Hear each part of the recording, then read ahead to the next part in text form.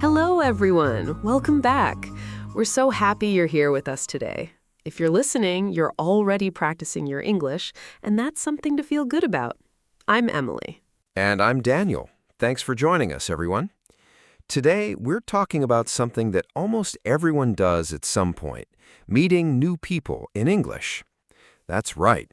Maybe you meet a new classmate, a new coworker, a neighbor, or even someone while you're traveling. At first, it can feel a little scary.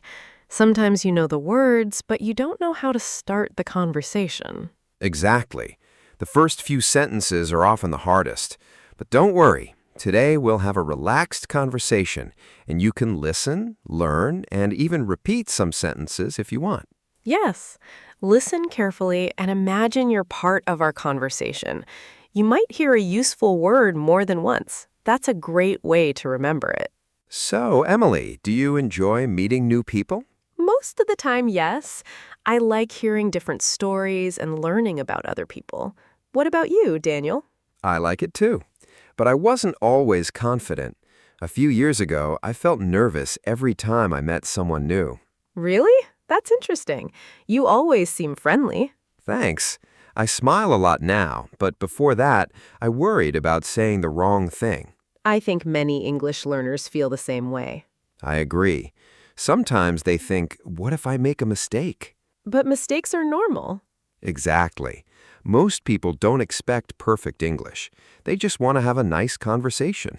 That's true. A smile and a friendly attitude are often more important than perfect grammar.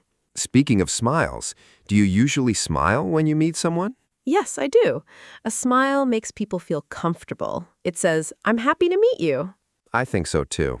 It makes the conversation feel more relaxed. Emily, where do you usually meet new people? Many places.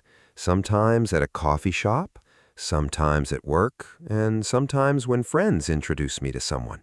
That's nice. I often meet new people at the gym. Oh, really? Do you start the conversation? Sometimes, if someone is using the machine next to me, I might say, Hi, how's your workout going? That's a simple question. Yes, and simple questions work well. They help start a conversation without making anyone uncomfortable. I like that. Sometimes people think they need an exciting question. They don't. A simple question can become a good conversation. I completely agree. Emily, what do you usually say first? It depends on the situation. If I'm meeting someone for the first time, I often say, Hi, I'm Emily. Nice to meet you. Classic and friendly. Then I ask, What's your name? That's one of the most useful questions in English. Yes, and after they tell me their name, I try to remember it. That's important. It really is. People usually like hearing their own name. I do too. If someone remembers my name, I feel they're paying attention. Exactly. Let's imagine we're meeting for the first time. Sounds good. Hi, I'm Emily. Nice to meet you. Hi, Emily. I'm Daniel. Nice to meet you too. Nice to meet you, Daniel. Where are you from? I'm from Pakistan. How about you? I'm from Canada. Oh, that's nice. Have you always lived there? Yes, I have. What about you? Have you always lived in Pakistan? Yes, but I've traveled to a few other places. That's interesting. Which place did you enjoy the most? I really enjoyed visiting Malaysia. The people were kind and the food was delicious. Oh, I love trying local food when I travel. Me too. Food is a great conversation topic. It really is. Almost everyone enjoys talking about food. Emily, what's your favorite food? That's a difficult question. I love pasta, but I also enjoy sushi. Good choices. What about you? I enjoy biryani. It's one of my favorite meals. I've heard it's very popular. Yes, and people often ask me about it. See? That's another easy conversation topic. Food brings people together. It really does. Besides food, what else do you ask when meeting someone? I sometimes ask about hobbies. That's a good one. For example, I might ask, what do you like to do in your free time? That's a very natural question. And the answer can lead to many more questions. Exactly. If someone says they like reading, you can ask about their favorite book.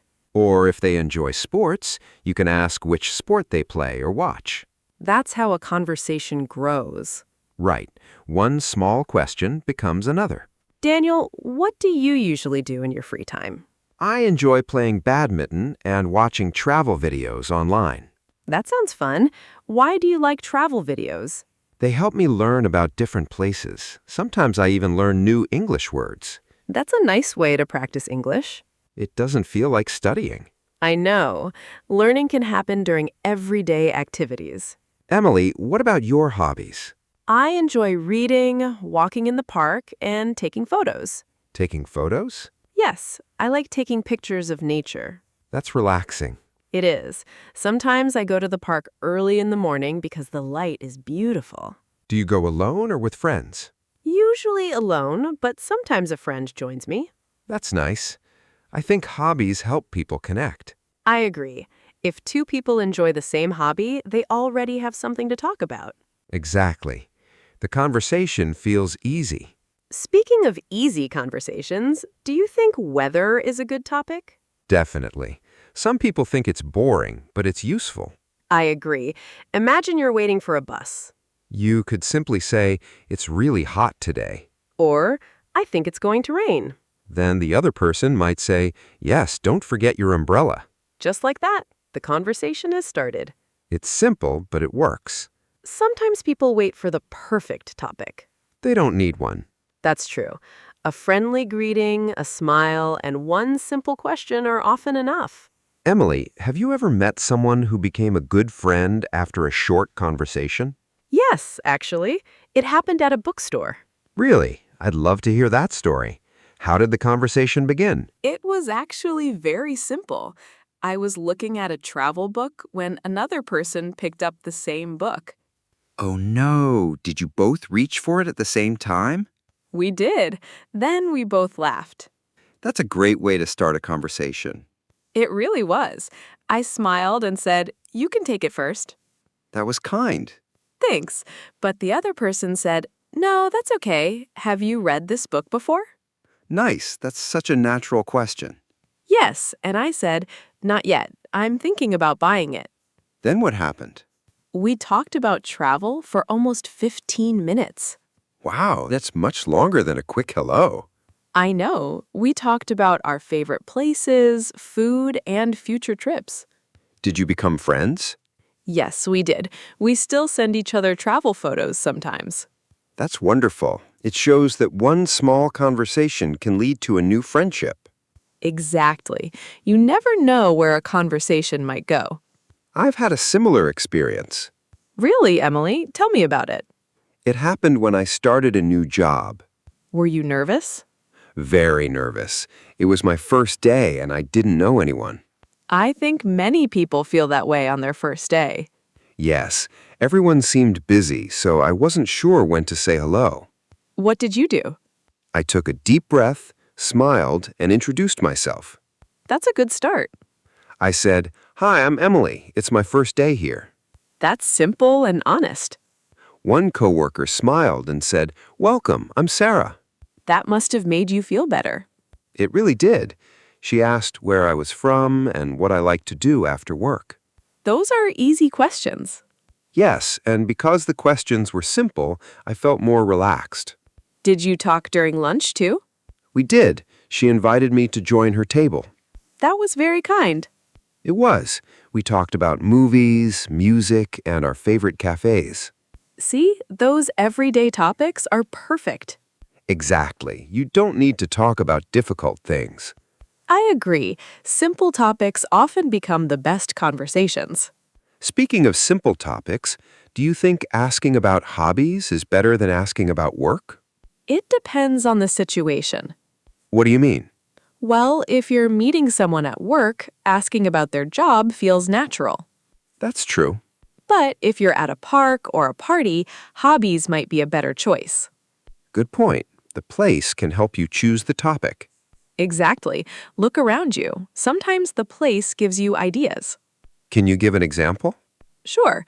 If you're at a coffee shop, you could ask, "What are you drinking today?" That's easy. Or you could say, "This coffee smells really good." I like that because the other person doesn't need a long answer. Right. They can answer with one sentence or many sentences. That makes the conversation feel comfortable. Yes, nobody feels pressured. Emily, have you ever forgotten someone's name? Oh, many times. Me too. It happens to everyone. Sometimes I remember the face but forget the name. Same here. What do you do then? I try to be honest. Really? Yes, I say, I'm sorry, could you tell me your name again? That's much better than pretending you remember. I think so too. Most people understand. Exactly. They usually smile and tell you your name again. Then I repeat the name. That's a great idea. For example, if someone says, I'm Alex, I answer, nice to see you again, Alex. Repeating the name helps you remember it. It really does. And it also makes the other person feel noticed. That's true. Emily, here's another question. Go ahead. Do you prefer meeting one new person or a large group of people? Definitely one person. Why is that? I think it's easier to listen carefully. I understand. In a large group, many people speak at once. Yes, and sometimes it's hard to join the conversation. Exactly. I don't always know the right time to speak. I feel the same way sometimes. What about you? I like small groups.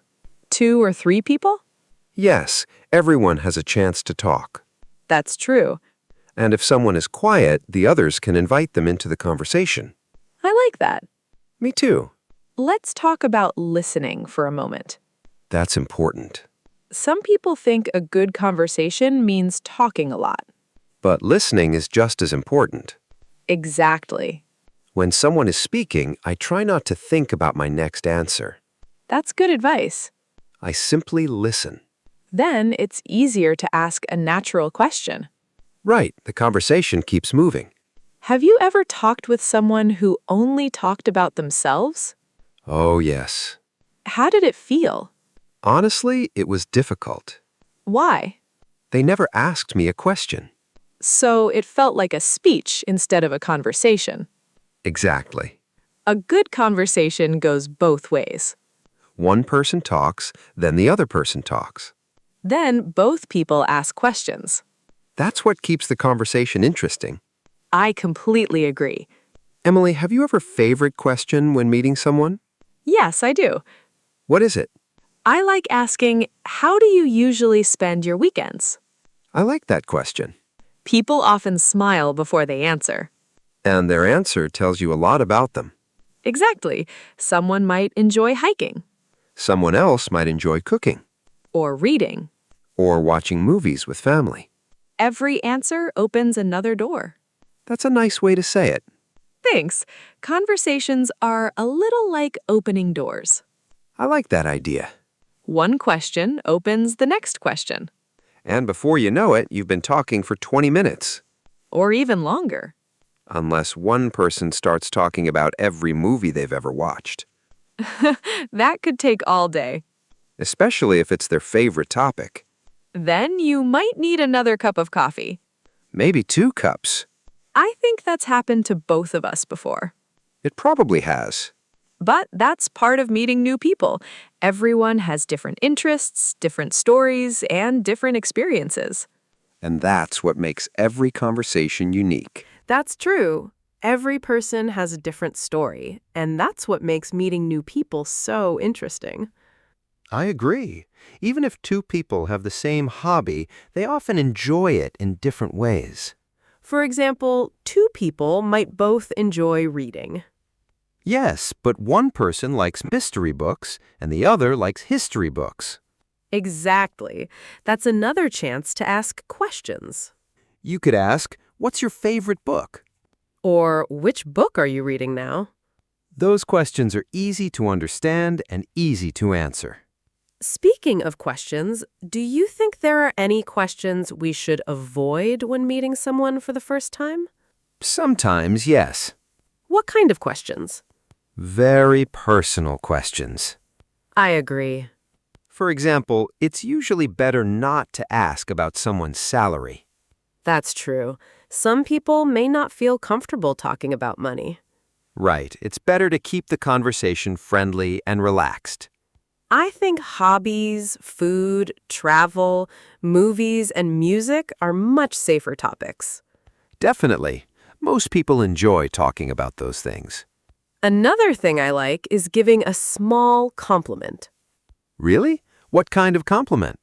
Something simple and honest. Can you give an example? Sure, I might say, I like your jacket. That's nice. Or, you have a great smile. I like that. It's friendly without being too personal. Exactly. And after that, the other person often smiles and says, thank you. Then the conversation feels even more comfortable. Have you ever received a compliment from someone you just met? Yes, once someone said they liked my watch. Oh, really? Yes, we ended up talking about watches for almost 10 minutes. That's funny. It was. I wasn't expecting such a long conversation from one small compliment. It shows that little things can make a big difference. Exactly. Let's imagine another situation. Okay, You're waiting for a train, and the train is late. that happens sometimes. What would you say to the person next to you? Maybe I'd say, looks like the train is running late today. That's natural. If they answer, I could ask, do you take this train every day? That's another good question. Then they might say, yes, I do, or no, I'm visiting this city. And suddenly, you're having a real conversation. Exactly. The best conversations often begin with something happening around you. That's why it's helpful to pay attention to your surroundings. I never thought about it that way. It really helps. You don't always need to think of a perfect question. You can simply talk about what's happening. Right. Daniel, here's something I've noticed. What's that? Many English learners are afraid of short moments of silence. I think you're right. They feel they must keep talking all the time. But a few seconds of silence are completely normal. Exactly. Sometimes people are just thinking, Or they're choosing the right words. and that's okay. There's no need to rush. A relaxed conversation feels more natural. I agree. Another helpful habit is showing interest. How do you do that? I use short responses like, really? That's interesting. I see. Or, that sounds fun. I use those too. They show you're listening. And they encourage the other person to continue. Exactly. Sometimes I also say, can you tell me more? That's one of my favorite questions. Why? Because it gives the other person a chance to share more without feeling pressured. That's true. People usually enjoy talking when someone is genuinely interested. Speaking of interest, what do you think is the most important part of meeting new people? For me, it's being curious. Curious? Yes, I like learning about other people's lives, hobbies, and experiences. I like that answer. What about you? I think kindness is the most important thing. Kindness goes a long way. It really does. Even if your English isn't perfect, kindness helps people feel comfortable. I couldn't agree more. A smile, a friendly greeting, and a simple question can start a wonderful conversation. And if you make a small mistake, Just keep smiling and continue. most people won't mind at all. Exactly. They're listening to your ideas, not counting your mistakes. That's a great way to think about it. Emily, we've talked about so many useful ideas today. We have. We started with saying hello and introducing ourselves. Then we talked about remembering names. We also talked about hobbies, food, travel, work, and the weather. We learned that simple questions often lead to great conversations. And we remembered that listening is just as important as speaking. We also discovered that a smile, kindness, and curiosity can help you feel more confident. Confidence doesn't appear overnight. That's true. It grows every time you have a conversation. Every greeting is practice. Every question is practice. Every answer is practice. And every new person gives you another chance to use your English. So don't wait until your English feels perfect. Start with the English you already know. Keep your sentences simple. Listen carefully. Smile often. And enjoy getting to know people. Before we finish, we'd like to say thank you for spending your time with us today. Yes, thank you for listening. Every time you join us, you're building your English step by step, and we're happy to be part of your learning journey. We'd love to hear from you. Here's today's practice question. When you meet someone new, what's the first question you usually ask? Write your answer in English in the comments. We'd love to read it. And if you enjoyed practicing English with Emily and Daniel today, don't forget to subscribe for more natural English conversations. Thanks again for listening. We hope to see you in the next conversation. Take care and keep speaking English every day.